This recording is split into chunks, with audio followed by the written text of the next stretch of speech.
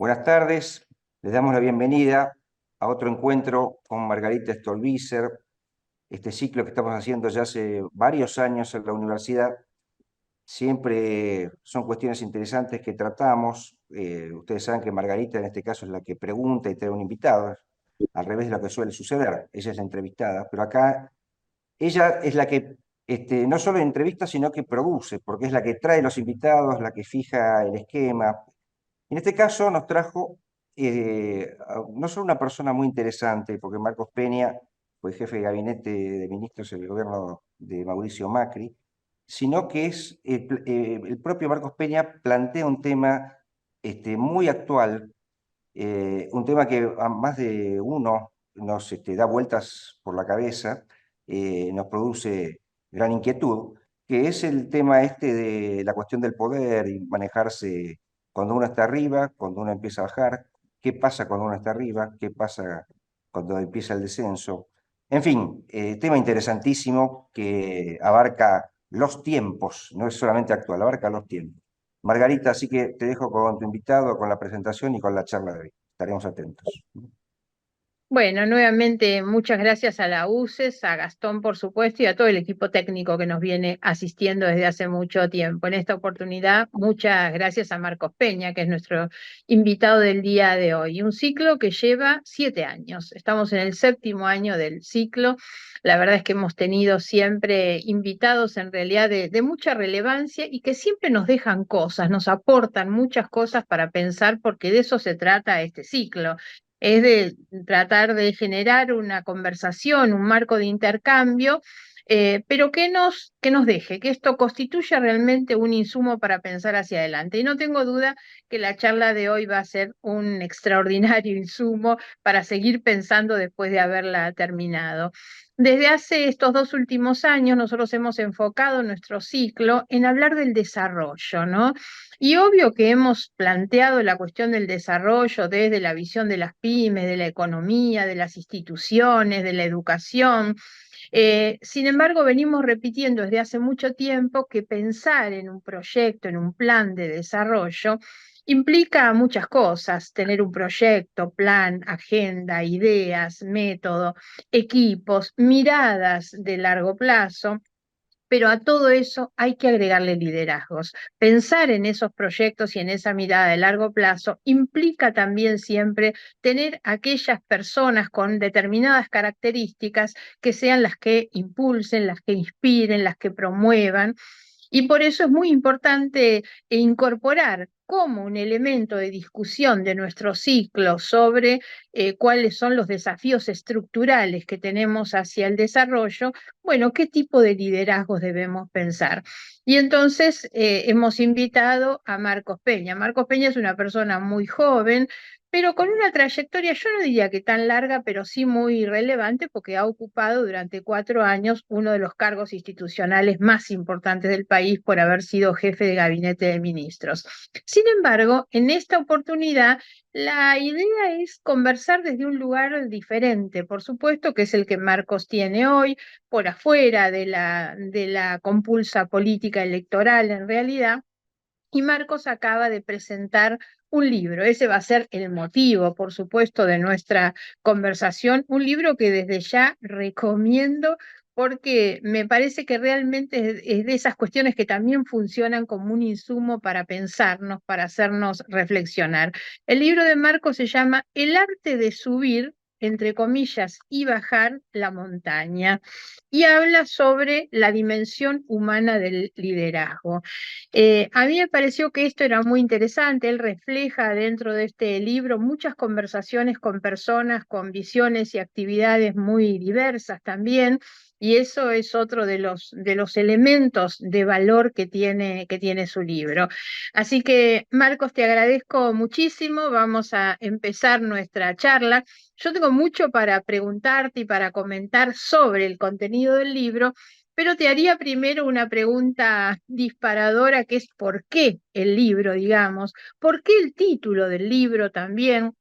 ¿Qué fue lo que te decidió? ¿Cuál fue el proceso para llevar adelante este libro? Porque eso me parece realmente interesante.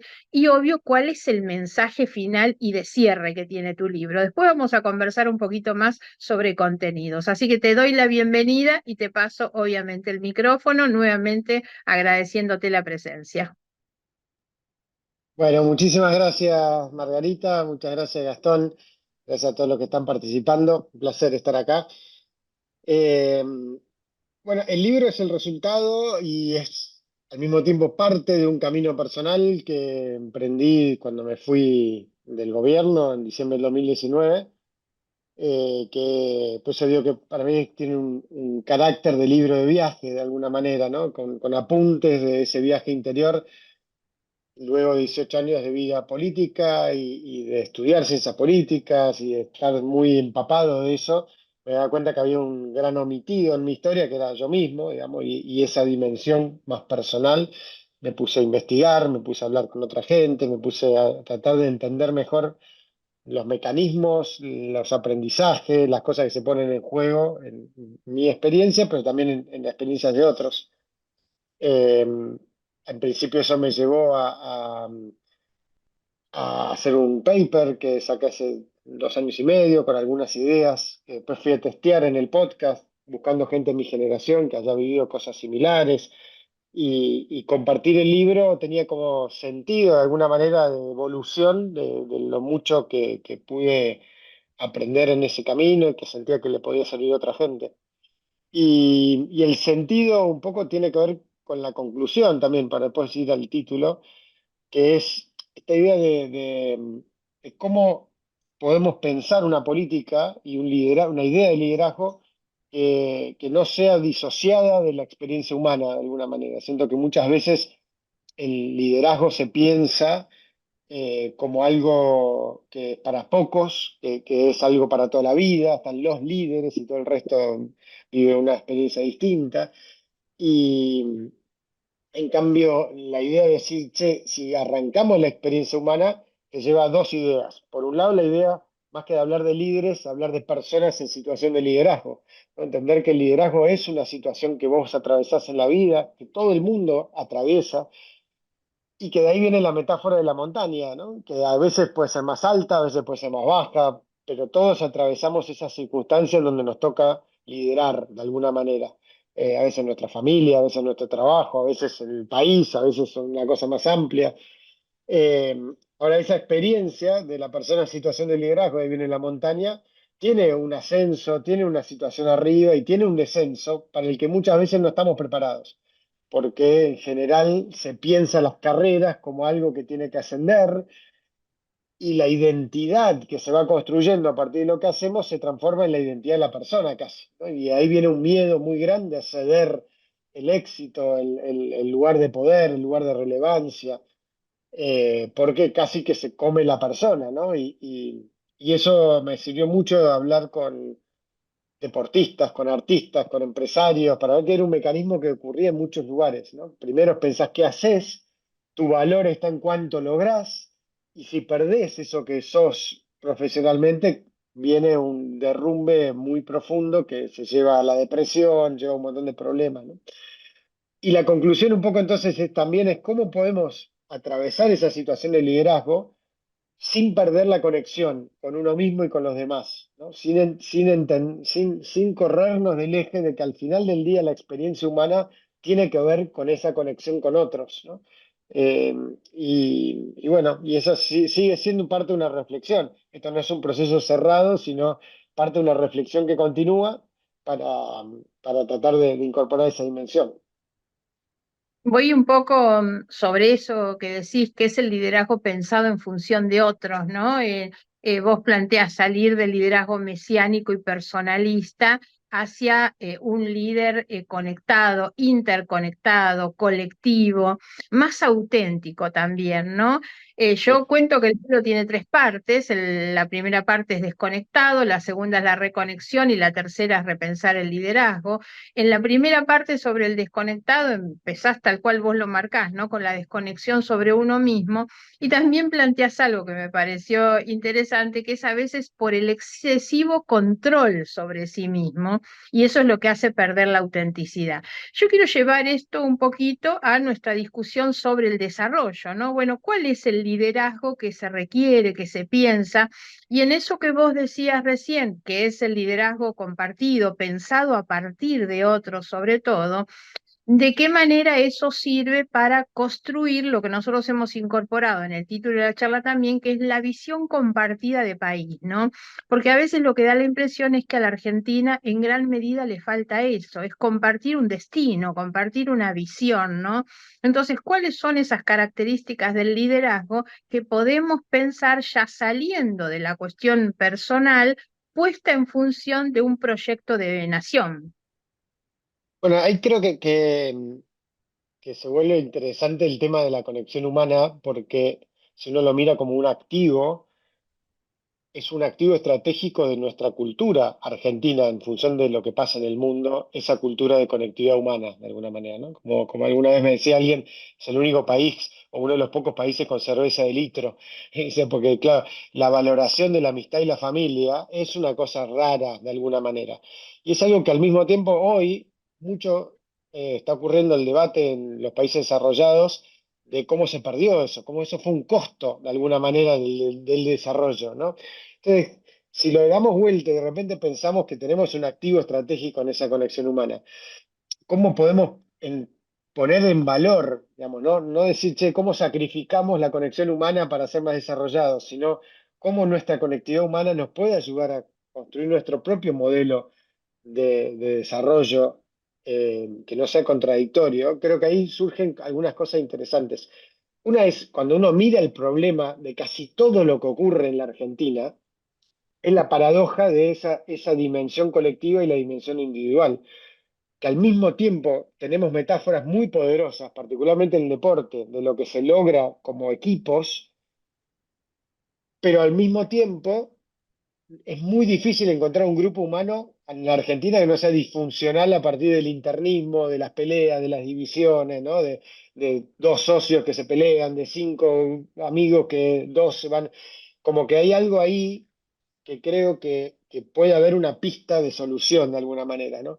Que en vez de estar buscando permanentemente esta idea de que el día que nos toque el líder, que sea el correcto, el que nos merecemos, ahí vamos a lograr ser el país desarrollado que nos merecemos, es una idea muy paralizante, porque nos pone a todos en la tribuna, en la búsqueda y la permanente expectativa y frustración, en vez de decir, che, no, ¿cómo logramos una metáfora más colectiva, más de una dinámica donde por ahí sean grupos los que nos lideren, ¿no? Desde esa conexión, no solo a nivel país, sino también a nivel de los sectores económicos, de los sectores políticos, que el sujeto sea más colectivo y menos individual, creo que puede ser una idea como para destrabar ese, esa idea del líder mesiánico y caudillista, ¿no? Sí, la verdad es que en gran medida a mí me han gustado mucho las entrevistas esas que vos hiciste. Cuando vos haces referencia a los deportistas, yo conozco mucho a Pepe Sánchez, a quien vos entrevistaste. Bueno, me encantó también la experiencia que vivieron en el Lau Center. Seguro tenemos acá escuchando alguna gente de Bahía Blanca que también conocen eso. Una experiencia bárbara, pero que tiene mucho que ver con ese tipo de liderazgo que tiene Pepe y cómo él lo transmite, esa idea de equipo, cuando él dice, dejamos de pensar en ver cuántos puntos anotamos nosotros para ver cuántos puntos anota el equipo, ¿no? Llevo esto un poco a el segundo capítulo que vos planteás, que es el de la reconexión, donde hablas de la salud mental, ¿no?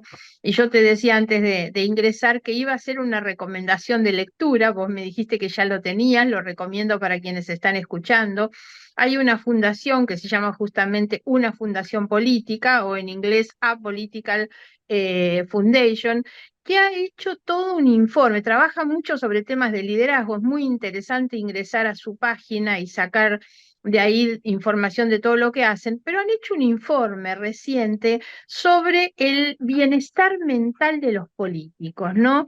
A mí me llamó bastante la atención cuando vi esto y después vi reflejadas algunas de esas cosas cuando vos tomás prácticamente como un eje de la segunda parte de tu libro el tema de la salud mental, ¿no? Ellos le llaman el bienestar mental de los políticos. ¿Por qué nos preocupamos de este bienestar mental de los políticos? Y entre otras cosas, bueno, dicen que hay que ver la relación siempre entre el líder y la vulnerabilidad que tienen. Por eso me gustó también cuando vos hablas de la autenticidad. Y ellos hablan sobre las decisiones tan importantes que toman los líderes políticos y de qué manera afectan al conjunto de la humanidad, ¿no? Ellos plantean el tema de la crisis climática, la polarización, la desigualdad. ¿Cómo no cuidar a esos líderes que tienen que tomar, digamos, esas decisiones? Y obviamente de ahí vamos a la cuestión que tiene que ver con las características democráticas de los liderazgos frente al riesgo del autoritarismo. Te llevo entonces al final de esta pregunta, que es que vos has ido recogiendo también mucho de experiencias internacionales, regionales e internacionales, que nos sirven para salir de ese ombliguismo permanente que tenemos y ver que muchas de las cosas que a nosotros nos pasan no son únicas y que muchas de estas características que se van planteando también en nuestro país las vemos en el mundo, ¿no? Entonces, contanos un poquito cómo es esa cuestión, cómo abordás vos el tema de la salud mental, cuál es la importancia que le das y qué relación tiene esto con liderazgos más democráticos o más autoritarios. Perfecto. Mira, una cosita que la vinculo las dos preguntas con algo que omití, que es la dimensión afectiva, ¿no? Creo que es imposible pensar el desarrollo sin una parte afectiva. Y me acordaba cuando decías esto de lo que nos pasa a veces por la falta de perspectiva, de sentir que nuestros problemas son una catástrofe y todo el resto está bien. Cuando empezás a trabajar en otros países, en mirar otros países, te das cuenta que primero que eso es falso, porque todos los países tienen problemas, y Claro. segundo que nuestro catálogo de problemas, a mi entender, en lo personal, es uno de los mejores catálogos de problemas que te pueden tocar en el mundo de hoy, porque son todos problemas solucionables por nosotros, no son problemas estructurales de falta de activos, son problemas de dificultad de cómo repensar cómo nos organizamos y demás. Pero no nos podemos organizar si no hay primero una valoración afectiva de lo que somos y lo que tenemos, para desde ese lugar afectivo, de humanidad compartida y de país compartido, poder encontrar esas soluciones, ¿no?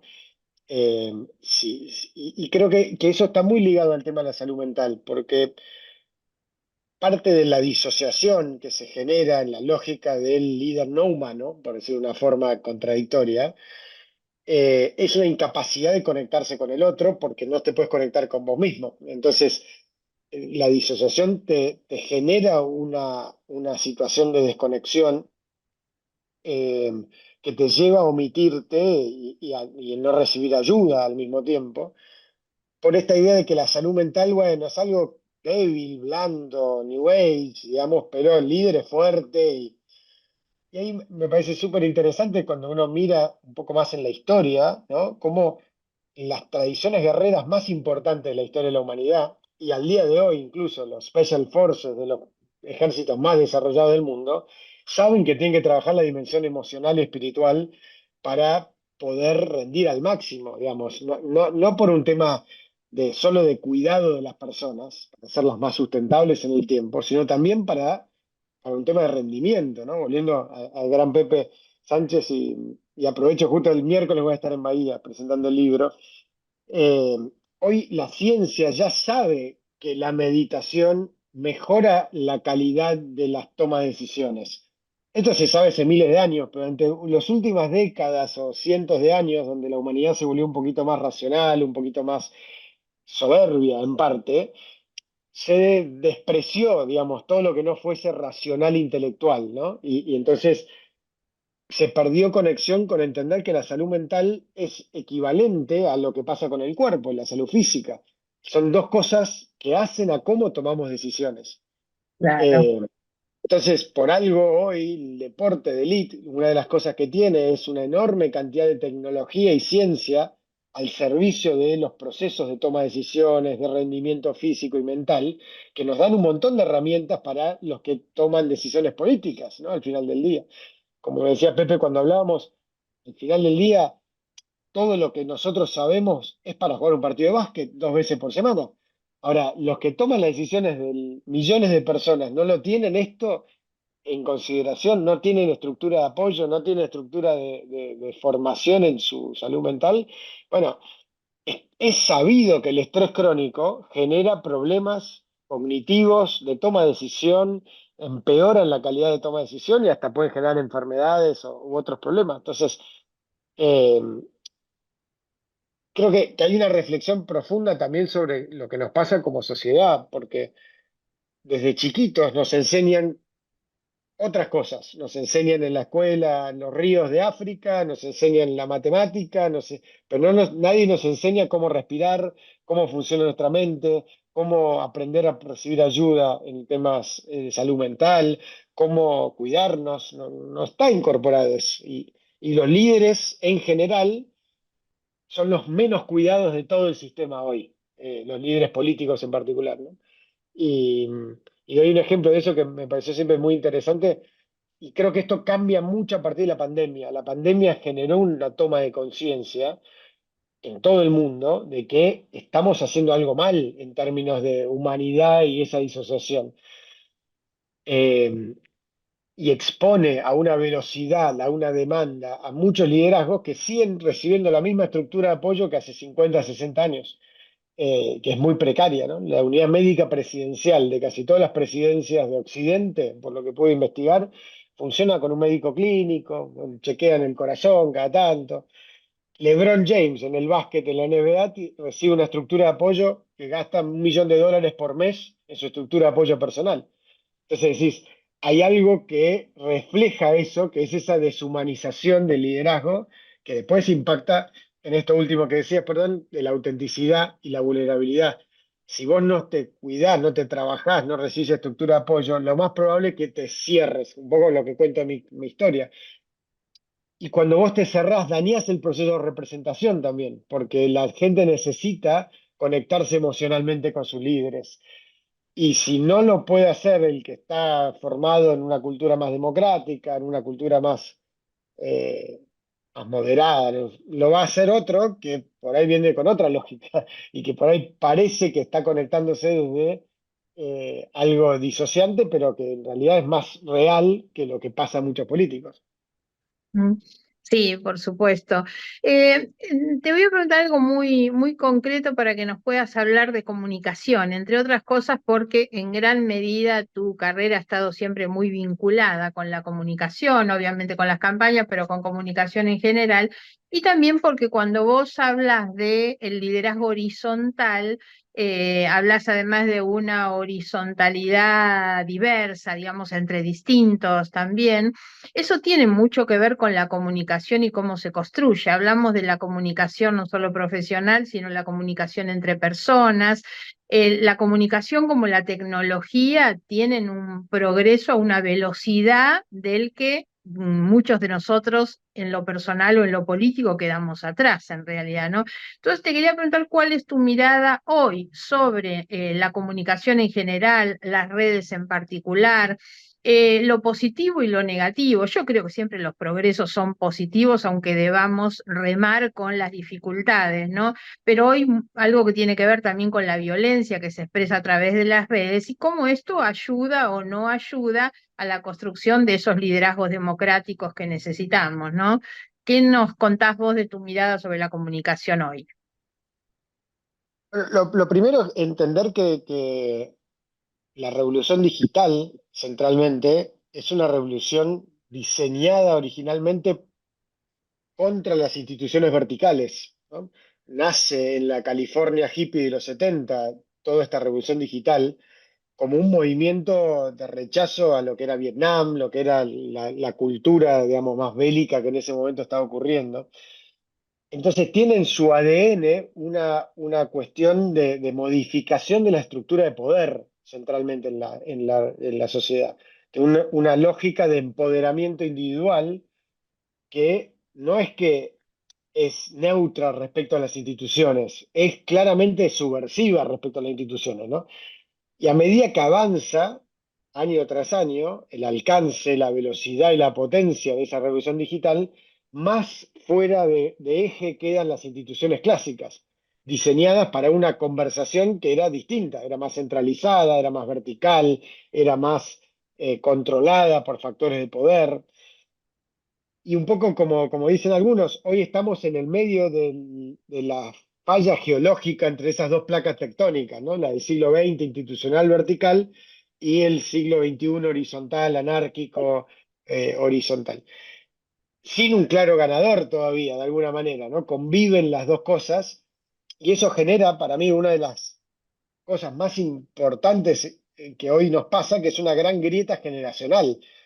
El mundo en el que se vive, depende de la edad en la que tenés, es muy distinto y mucho más eh, amplia la diferencia de lo que fue en otros momentos, ¿no?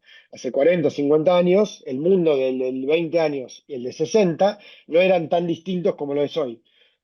Y eso genera un gran problema, particularmente, digamos, genera un montón de problemas y de oportunidades, pero un montón de problemas, particularmente para la política porque la política, el fierraje institucional sigue siendo vertical y sigue siendo más lento de alguna manera que lo que ocurre con esa dinámica que sigue en movimiento. Creo que eso genera, por un lado, varias cosas. Por un lado, una necesidad de, de dedicarle tiempo a tratar de aprender permanentemente lo que está pasando, de alguna manera, ser usuario, no delegar, como creo que pasa muchas veces, los procesos de vinculación y de tecnología en otros, ¿no? Yo veo muchos dirigentes que resuelven su relación con las redes sociales de la misma manera que la resuelven con la prensa, ¿no? Con un equipo que los intermedia, los organiza. Eso tiene un problema que es que reduce la experiencia de usuario, de alguna manera, y al mismo tiempo eso tiene otra contracara, que es que la experiencia de usuario a veces te lleva puesto, porque como decís vos, estás expuesto a la crítica, al ataque, a consumir adictivamente contenidos, a la sobrerepresentación de la conversación. Vos te llega mucha información sobre vos, sentís que todo el mundo está conversando sobre vos, pero en realidad no es así, hay una distorsión muy grande. Esto lo llamo un poco nutrición digital, ¿no? Entender que toda esta relación es el equivalente a lo que nos pasa con la comida. Tener una conciencia de la dieta digital, de entender lo bueno y lo malo, de experimentar, de probar, de ver cómo reducir de ratos y de ratos no, eh, qué tipo de contenidos consumís, son creo que una obligación hoy en día súper importante. Y después hay un capítulo en sí mismo, súper complejo, que tiene que ver con WhatsApp, que cosa que no ocurre en todos los países el uso de WhatsApp, ocurre mucho en Latinoamérica en particular, no así en Estados Unidos, pero WhatsApp en particular es probablemente más complicado aún que la relación con las plataformas de redes sociales comunes, digamos, ¿no? Instagram, Twitter, etcétera.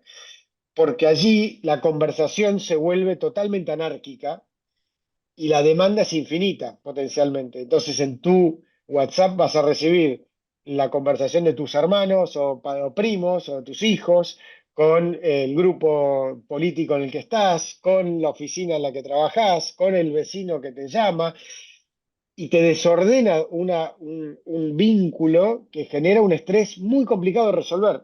Y es bueno ser consciente que nadie lo ha podido resolver hasta ahora. O sea, en general yo no he encontrado, y he hablado con un montón de gente sobre este tema, la combinación de esa relación directa en las redes con gente que no conoces, a veces para la crítica, a veces para el elogio, que es tan preocupante a veces para la salud mental de uno como la crítica, como la demanda en WhatsApp hace que el celular en sí mismo sea un objeto para el que no hay manual, ¿no? Entonces, dedicarle tiempo a tratar de tener una estrategia sobre el manejo del celular y tratar de usarlo como una herramienta positiva y no como un desborde, creo que es un punto a pensar, ¿no? Esas son algunas de las pistas que fui tratando de aprender. Sí, Vuelvo un poco a la idea, pero lo voy a conectar con esto último que decís sobre lo que nosotros insistimos, que es el proyecto de país y la visión compartida, ¿no? Y la construcción de esos liderazgos horizontales. Tomo alguno de los comentarios que recibimos recién para relacionarlo con esto, que es, por ejemplo, esas aspiraciones fundacionales de los líderes, ¿no? El que llega y cree que todo empieza con él, ¿no? Que por supuesto son los déficits que tienen desde las características personales de quienes llegan, ¿no? La otra cuestión o el otro comentario tiene que ver con el líder cada vez menos parecido al ciudadano común, ¿no? Ahora, esto a veces en el libro vos comentás desde la experiencia personal lo que fue el momento de decidir sobre tener una custodia personal o no tenerla, y lo que fue tu primera llevada de los chicos al colegio cuando ya no tenías a nadie y te pusieron un periodista en la puerta, ¿no? Entonces, eso tiene que ver también con lo que hablábamos antes de la salud mental, ¿no? Y cómo uno se prepara o no para esas cosas. En cuanto al parecido o no del líder con el ciudadano común, también la pregunta sería si ese llega sin parecerse o se vuelve muy distinto después que llega también, ¿no? Porque ahí voy un poco cerrando este comentario con una pregunta, que es qué es lo que nos pasa como sociedad también, ¿no? ¿Cuáles deberían ser el rol de la ciudadanía en la generación? Porque el líder no es el que se pone la banda y se cuelga el cartel y dice acá estoy, yo lo soy, ¿no? Tiene que ver con un reconocimiento social. Entonces, bueno, ¿cuál es el rol de la ciudadanía en definir ese tipo de liderazgo que se necesita? Perdón que hice largo, pero te mezclé un poco para darte pie Ah, bueno, que nos comentes. dale. A ver, varias cosas. La primera es que creo que hay un problema muy particular con la presidencia como institución. Porque si uno aplica la misma reflexión a los intendentes en cualquier país hoy en día, no va a encontrar ese problema, ¿no? Y son La líderes, claro. Claro, la presidencia es una institución que para mí tiene un problema irresoluble a esta altura, que hay que repensar muy fuertemente, porque tiene un problema combinado de alguna manera, ¿no? Que por un lado se licuaron las herramientas, porque muchas de las cosas que dependen de un país hoy dependen del mundo, digamos, ¿no? La globalización ha sido una fuerza licuadora y la otra licuadora ha sido la revolución digital. De alguna manera, la combinación generó una brecha entre herramientas y expectativas muy difícil de resolver. Eh, y creo que parte del análisis hay que hacerlo incorporando todo el sistema, ¿no? En particular en la Argentina, en las intendencias en general, vos encontrás liderazgos con muy buena consideración, muy cercanos, eh, muy considerados por la gente desde esa cercanía, ¿no? Y que en general los problemas que tienen son bastante parecidos a las expectativas que la gente tiene y las herramientas que tiene, ¿no? Las tres cosas están como alineadas. La institución nacional te obliga a hablar la presidencia te obliga a hablar de abstracciones, ¿no? Un país es una abstracción como concepto, más allá de todo lo que implica. La economía es una abstracción, la macro es una abstracción. O sea, empezás a hablar de un montón de cosas que te alejan. Por otro lado, tenés el peso de lo internacional, ¿no? Y toda la formalidad y la ceremonialidad que eso genera, y el tiempo y el que se genera de la ritualidad de los países entre sí, que también te van alejando. La institucionalidad del tamaño del Estado Nacional, con todo lo que eso te vuelve también pesado, lejano, y la tensión de los temas nacionales es mucho más dramática en general que la tensión de los temas locales. Entonces, desde esos lugares combinados, yo creo que hay un primer tema que es, y si repensamos la presidencia, ¿qué rol cumple, digamos, si le ponemos una carga más vincular, ¿no? De los valores de la nación, digamos, de la cierta representación y menos abocado a los temas de gestión? ¿Eso podría servir o no podría servir? Yo creo que sí. ¿Se puede pensar algún día en que un equipo busque ocupar un cargo público? Es decir, que en vez de un solista tengas un grupo, porque eso contribuye al liderazgo mesiánico. Uso el ejemplo de Coldplay, que me parece siempre extraordinario, ¿no? Coldplay como banda de rock son cinco, cuatro músicos y un manager, cinco amigos, y Chris Martin, el cantante, dice, las decisiones las toma el baterista, porque yo soy el frontman, no puedo estar también tomando las decisiones, está desparejo. Ahora, la gente va a ver un grupo, no va a ver una persona. Después, obviamente, hay alguien que encabeza y es la voz, pero ya el concepto te ayuda a reducir el ubris de, psicológicamente del que está en ese lugar. Pensémoslo, no es natural, es una construcción que en algún momento la humanidad pensó que una persona está a cargo de 50 millones. No hay fundamento biológico, psicológico, histórico, científico que fundamente la idea de que una persona sola puede estar a cargo de 50 millones. No lo hay. Y fundamento que había para eso era la idea de que esa persona era, alguien conectado con Dios, digamos, que era, la realeza, digamos, tenía una conexión divina, justamente no era un ser humano. Pero hoy en día nadie cree eso, digamos, en Occidente al menos. Entonces, ahí creo que hay un punto. Y yendo al punto de la ciudadanía, que es un capítulo del libro para mí, sin duda parte del problema se tiene que asumir, nos tenemos que asumir los ciudadanos, digamos, ¿no? Porque en qué medida estamos jugando un juego, volviendo a la metáfora del deporte, en la que pensamos que hay un equipo, la selección, que tiene un técnico, y todo el resto estamos en la tribuna, ¿no? Y el día que ese técnico y ese equipo logre hacer las cosas bien, vamos a tener el destino que nos merecemos. Y de rato los alentamos, de rato nos enojamos, pero al mismo tiempo queremos que esa gente no tenga remuneración, no tenga descanso, labure 24/7, sepa de todos los temas, sea sensible, sepa manejarse en equipo, sea honesto, etcétera, etcétera. Un montón de características para el que no hay correlación, digamos, con la realidad, digamos. Entonces, no le pedimos eso a otra gente, ¿no? Entonces, hay un mecanismo ahí que creo que hay que repensar, porque lo que puede estar pasando, y ya está pasando en un montón de lugares por lo que veo, sobre todo después de la pandemia, que mucha gente diga, no quiero ser parte de eso, no me cierra ese contrato, ¿no? Gente más consciente que por ahí no vaya a buscar ese mecanismo compensador de ser el salvador de la humanidad, que diga, no quiero ser más funcionario, no quiero ser más dirigente si esa es la ecuación, porque no me cierra, ¿no? Y ahí nos vamos a mirar todos y decir, ¿y ahora qué hacemos? Porque no cuidamos esa función, ¿no? Así es. Hay otra persona que vos entrevistaste y que mencionás en el libro que es también un gran amigo, que es Gastón Remy. A Gastón lo tuvimos también nosotros aquí en alguna de las charlas de la UCES y con él abordás un poco también este tema del equipo, ¿no? Él habla del espalda con espalda, es una de las frases que él usa.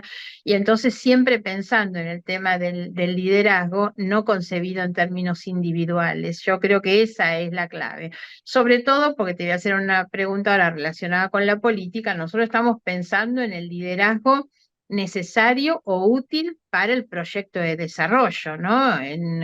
Si bien hablamos en general el sentido humano del liderazgo y está muy bien mencionar en el deporte, en la empresa, en el medio de comunicación, pero pensando en un proyecto de desarrollo, en una visión de país, no hay duda que hablamos de un liderazgo político. Entonces, mi pregunta es, ¿cuál es la transformación que vos crees que debe hacer la política hoy? Pensada en términos generales y de liderazgo también, ¿qué transformación debe hacer la política para enfrentar un poco todas estas cosas de las que hablamos, ¿no? Desde la salud mental, los medios de comunicación, muchas de estas cuestiones. ¿Cómo ves vos la política y qué debe transformarse?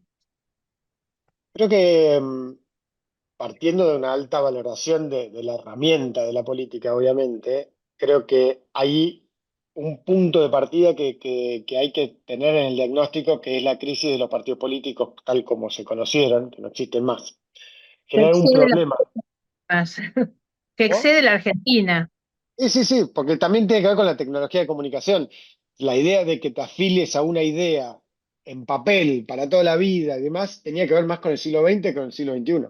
Hoy en día la fragmentación identitaria y la velocidad de los cambios hacen que esa ecuación esté dañada. Entonces, eso tiene un subproducto problemático, creo, que es que no hay hoy quien se ocupe del capital humano dedicado a lo político. O sea, creo que hace falta una transformación de poner un foco en las personas que se ocupan de lo político. Porque además de ocuparse de lo institucional, lo ideológico, lo programático y todo lo que hay que hacer en lo político, hay que volver también a decir, che, ¿cómo nos ocupamos de, en la instancia de formación, en la instancia de acompañamiento, en la instancia de reconversión y cuidado de aquellas personas que se quieren dedicar a lo político? Hoy por hoy no hay nadie que se ocupe de eso. No hay, porque el partido político dejó de hacerlo, si es que lo podía hacer, porque el partido político también formaba burócratas de alguna manera, ¿no? Engranajes de una maquinaria, no tanto personas en sentido integral.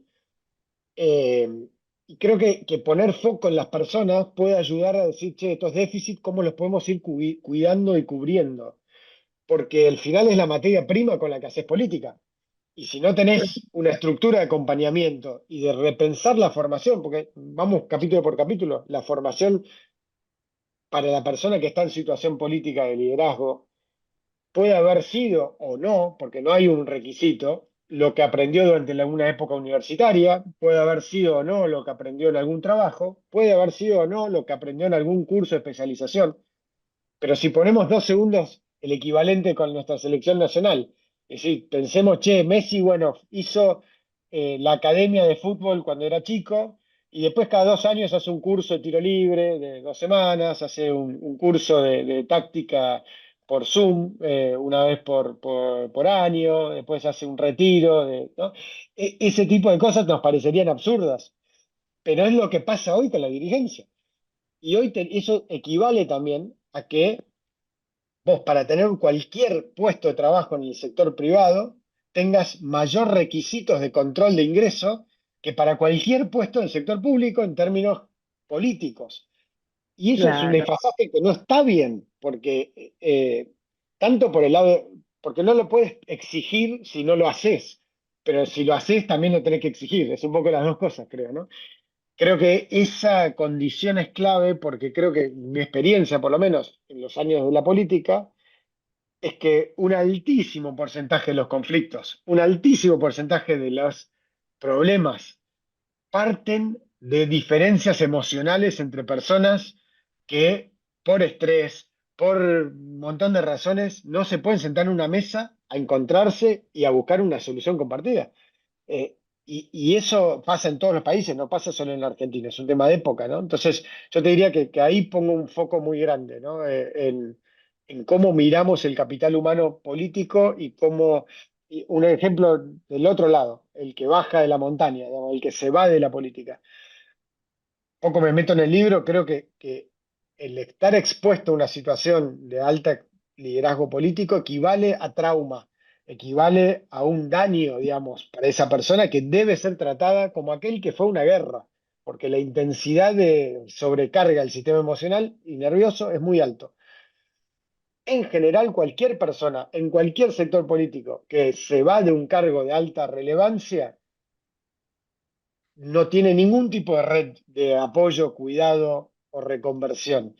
Y ahí se rompe la cadena de aprendizaje, porque esa persona, el liderazgo político, requiere años de formación, años de experiencia y años de éxito y fracaso para ir justamente maridando ese carácter, esa experiencia, ese criterio que hace la buena política.